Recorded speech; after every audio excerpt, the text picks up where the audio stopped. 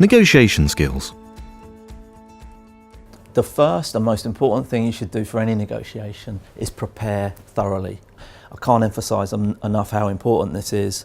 You really need to do your research. You want to know what is it that you want to get out of the negotiation, what does your counterpart want to get out of it, and one thing to think about before you even start is something called needs versus wants. Do you want it or do you need it? What's the maximum price and the minimum price you're willing to pay? And importantly, what would happen if it goes wrong? What's your plan B? Because if you haven't got a plan B, then you're in a weak position. Aside from that, you want to think about what the other side wants. What's their objectives? How are they motivated in terms of this deal? Are they personally incentivised, or is it another day at the office for them? And then finally, you might want to think about the process itself. How long will this negotiation take? And all of those sort of sundry process things are important as well. Power and leverage. Another one of the key principles for me of any negotiation is understanding where the power rests between the two parties and what leverage each side has, and potentially what can you do to alter that power relationship.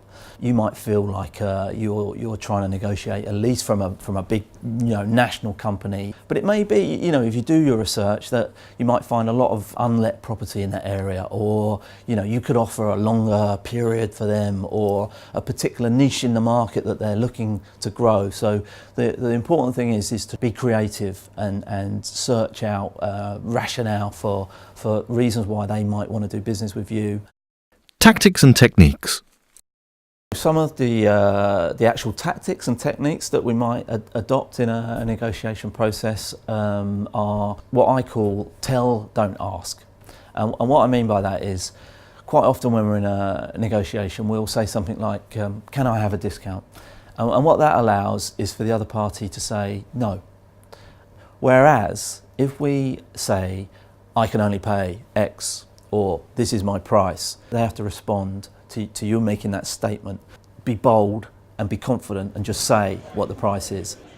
Another thing is the importance of anchoring and also price setting. So I've got some simple rules around that. Now, anchoring is the situation where no one has set a price yet, and it's a question of who goes first, who names the first price between those parties. Research has shown that if you go first and you name a kind of deliberately higher price, then what that does is it means that the other party has to respond to that higher price, and the conversation kind of orbits around that anchor. If the other side name a price such as 200 for something, and we only want to pay 150, we should always respond to that 200 by saying 100.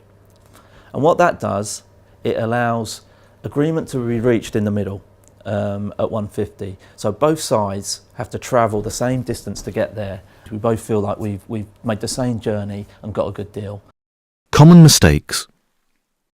The single biggest mistake is not having a plan B. You've always got to have another option, because if you go into that negotiation without that, you're going to end up with a deal that you're not going to like.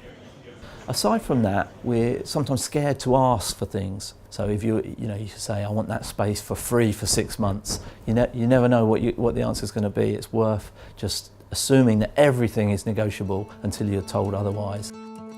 For more information on how to choose the right property for your business, visit the London Growth Hub website.